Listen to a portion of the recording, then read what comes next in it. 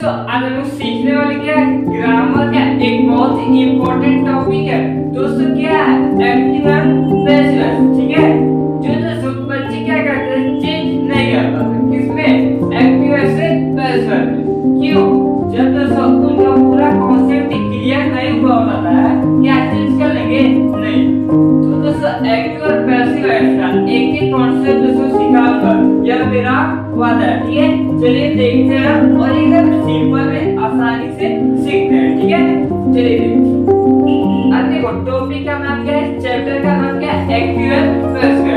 तो दोस्तों पहले हमें कॉन्सेप्ट क्लियर रहेगा कि आखिर एक्टिव क्या होता है और पैसिव क्या होता है। पहले इसका कॉन्सेप्ट क्लियर रहना चाहिए। ठीक है, चलिए देखते हैं। देखो पहले ये समझेंगे आखिर एक्टिव क्या होता है, ठीक है, और पैसिव क्या होता है। देखो एक्टिव क्या होता है, subject perform the action, subject perform the action. अब सब्जेक्ट तो मालूम होगा, सब्जेक्ट क्या होता है। देखो जो दूसरा सब्जेक्ट होता है, मतलब कोई भी एक्शन है, काम है, उसको करने वाला कौन होता है, सब्जेक्ट होता है। ठीक है, जैसे बच्चे खेल रहे हैं, इसमें बच्चे खेल रहे हैं, तो इसमें एक्शन कौन कर रहा है, बच्चे। बच्चे क्या हो जाएगा, सब्जेक्ट हो जाएगा। ठीक है, सब्जेक्ट यही होता है, काम को करने वाला। ठीक है, समझ आया कि सब्जेक्ट क्या होता है और एक्शन का मतलब क्या होता है, क्रिया यानी काम क्या हो रहा है। ठीक है, पढ़ने का, खेलने का, नहाने का, घूमने का, ये सारा तो क्या है, एक्शन यानी क्रिया है। ठीक है, अब देखो अब एक्टिव क्या होता है, एकदम सिंपल में समझते हैं, एक एक चीज समझाऊंगा। ठीक है, subject perform the action, subject perform the action. Active इसमें क्या होता है, जो सब्जेक्ट होता है एक्शन को करता है। ठीक है, परफॉर्म करने का काम कौन करता है, सब्जेक्ट। मतलब कोई भी काम है कौन करता है, सब्जेक्ट करता है। किसमें, एक्टिव में। ठीक है, जैसे राम खेल रहा है,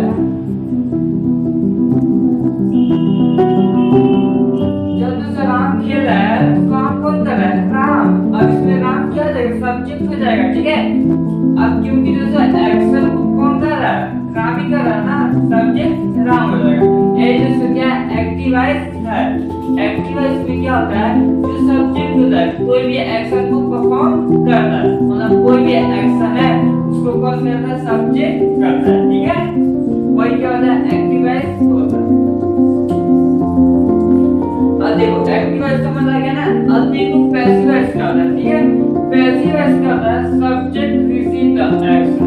मतलब दोस्तों जो भी एक्शन हो रहा है वो रिसीव कौन करता है, सब्जेक्ट करता है। कौन करता है, सब्जेक्ट करता है। मतलब दोस्तों कोई भी काम हो रहा है वो सब्जेक्ट के ऊपर होता है।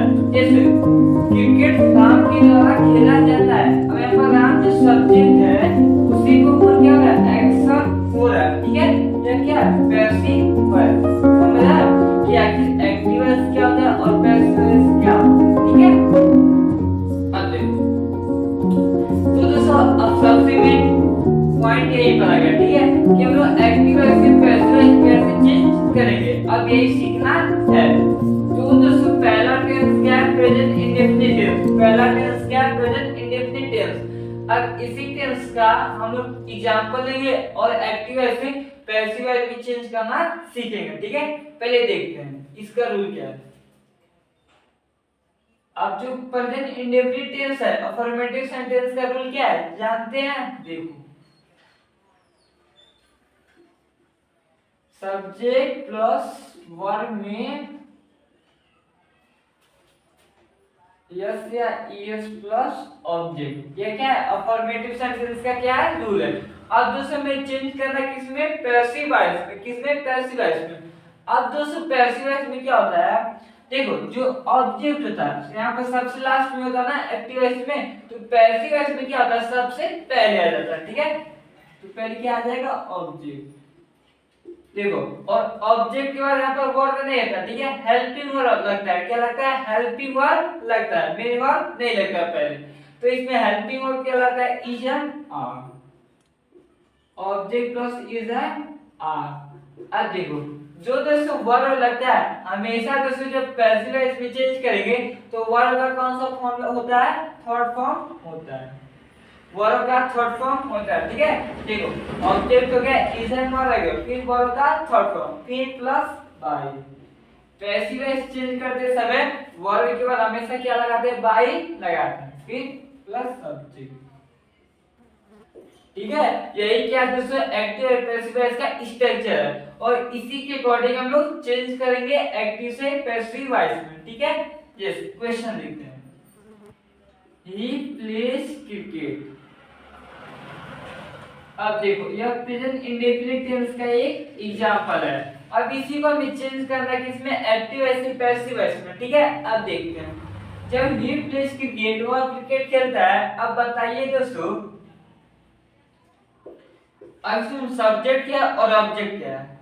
सब्जेक्ट का क्या होता है, मतलब जो काम को करता है।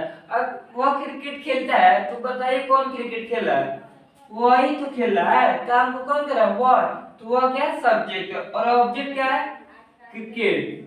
अब ऑब्जेक्ट का पहचान करना भी बताऊंगा, ठीक है। ऑब्जेक्ट का पहचान कैसे करेंगे, जब दोस्तों हम लोग क्या का प्रश्न करेंगे, क्या का क्वेश्चन करेंगे, तो हमें मालूम चल जाएगा क्या कि ऑब्जेक्ट क्या है, ठीक है। जैसे वह क्रिकेट खेलता है, क्या खेलता है, क्रिकेट, यहाँ पर क्रिकेट क्या है, ऑब्जेक्ट, क्या है, ऑब्जेक्ट, ठीक है, समझ आया। अब हमें चेंज करना है किसमें, पैसिव वॉइस में। तो दोस्तों पैसिव वॉइस जब चेंज करेंगे तो पहले क्या आएगा, ऑब्जेक्ट आएगा, पहले क्या आएगा, ऑब्जेक्ट आएगा। अब बताइए इसमें ऑब्जेक्ट क्या है, क्रिकेट है कि नहीं। ऑब्जेक्ट का पहचान करना सीख लिए, जब क्या का प्रश्न क्वेश्चन करेंगे तो मालूम चल जाएगा क्या ऑब्जेक्ट क्या है। अब यहाँ पर जो क्रिकेट है क्या दोस्तों, ऑब्जेक्ट है, क्योंकि जब भी हम लोग पैसिव वॉइस में चेंज करेंगे पहले क्या आएगा, ऑब्जेक्ट आएगा, ठीक है। और ऑब्जेक्ट के बाद दोस्तों हेल्पिंग वर्ब क्या आएगा, इज एम आर। अब इसी तीनों में से कोई ना कोई आएगा। अब बताइए दोस्तों, इज का यूज कब करते हैं, एम का यूज कब करते हैं, और आर का यूज कब करते हैं। देखो जो सबसे आसान है एम का यूज कब करते हैं, आई के साथ। आई के साथ हमेशा क्या यूज करते हैं, एम का यूज करते हैं। और इज का यूज जब एक वचन के साथ हम किसका यूज करते हैं, इज का यूज करते हैं। जब जो सब्जेक्ट होता है क्या होता है, एक वचन होता है, उसके साथ हम किसका यूज करते हैं, इज का यूज करते हैं। और आर का दोस्तों बहुवचन के साथ, प्लूरल के साथ, ठीक है, किसका यूज करते हैं, आर का।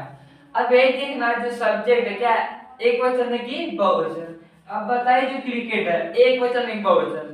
अब एक ही गेम की तो बात हो रही है, मतलब क्या एक वचन है, तो एक वचन के साथ किसका यूज करेंगे, इज एम आर। तीनों में से किसका, इज का, क्रिकेट इज।